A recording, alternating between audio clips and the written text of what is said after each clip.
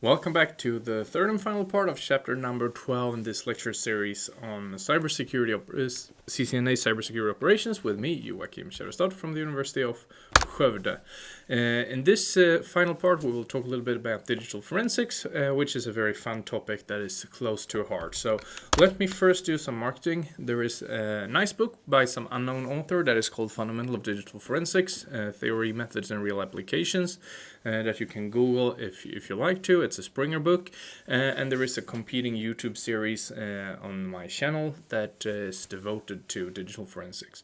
I can tell you that the approach is a little bit different than the approach taken in this course. The approach that I write about and discuss here is more for criminal investigations, and is also based on SANS, whereas the approach here is based more on the American Standardization Institute, NIST.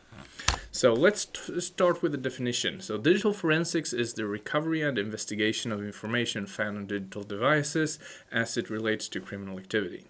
This information could be data on storage devices, in volatile computer memory, or the traces of cybercrime that are preserved in network data, such as PCAPs and logs. And what is perhaps the most important thing here is that when we work with a forensic mindset, it sort of flips the rules in the sense that we need to ensure that whatever information we dig up must be able to stand in court, because it's actually quite common that intrusion analysis and analysis of security incidents will in fact end up in court. For instance, when we talk about insiders, espionage, cybercrime, and stuff like that. And when we do talk about data that should hold up in court, it's important that we maintain chain of custody. We know what we've done it correctly, and so on and so forth. So there is actually a nice process for this, and according to NIST, the forensic process have 4 different phases, where we have collection, where we collect media, for instance, secondary storage devices, and what we do in the collection phase is that we identify potential sources of forensic data, and we acquire that.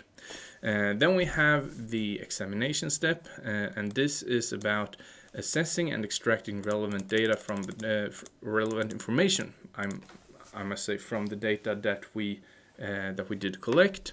Then we have the analysis step, which is about drawing conclusions from the data, and well, in this case we find relevant information in the data that relates to the purpose of the investigation. And then we finally have the reporting step, where we prepare and present the information that is the result of our investigation.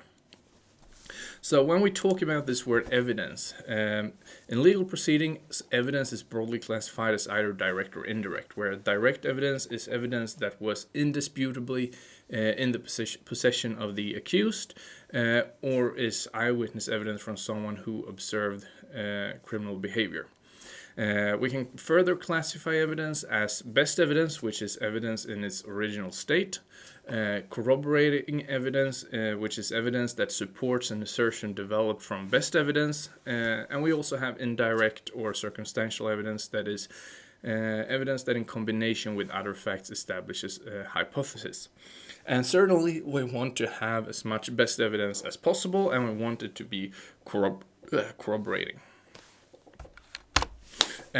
So when we collect evidence in a digital environment, what we need to take care of, especially when it's a running digital environment, which is usually the case when we are talking about evidence collection in incident handling, is that we have to ensure that we collect the most volatile data first. So volatile data is data that is volatile, that can be removed either when the machine turns down or just gets removed due to a timeout. And in the NIST whatever standard for digital forensics, there is a listing of the order in which we should collect data to ensure that we get the most volatile data first. So we begin with memory registers and caches, then we go for routing tables, ARP caches, process tables, and stuff like that. Then we go for temporary file systems, then we go for non-volatile media, fixed and removable, remote logging and monitoring data, physical interconnections and topologies, and finally we go for archival media, tapes or other backups that are usually not running. So let's talk about data integrity and preservation. So forensic data should be preserved in its original condition. When we acquire something, we are not allowed to modify that data.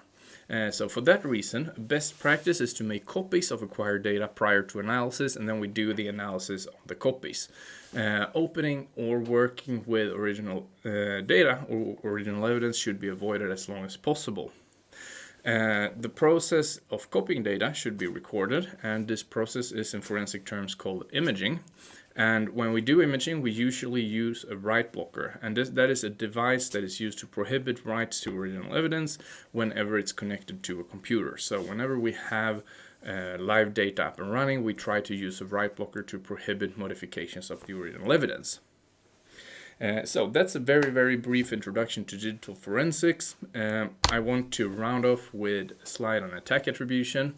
What this is that, well, when an attack has been assessed and evidence is collected, incident response can move into identifying the source of the attack. So we want to know who is being mean towards us. Threat attribution refers to the act of determining the individual, organization, or nation that is responsible for a successful intrusion or attack. So this is basically about finding the bad guy. And aspects that can assist in attribution can be code features, originating hosts or domains, tools used, so on and so forth. In criminal context, we call this modus operandi, where we basically look at how something was carried out. We collect all that data. We try to attribute the attack to someone. So that was a very brief introduction to digital forensics. As I said, there is a book and a lecture series if you want to go deeper into it. Otherwise, I'll see you next time where we start rounding off this lecture series with the final chapter. So see you next time.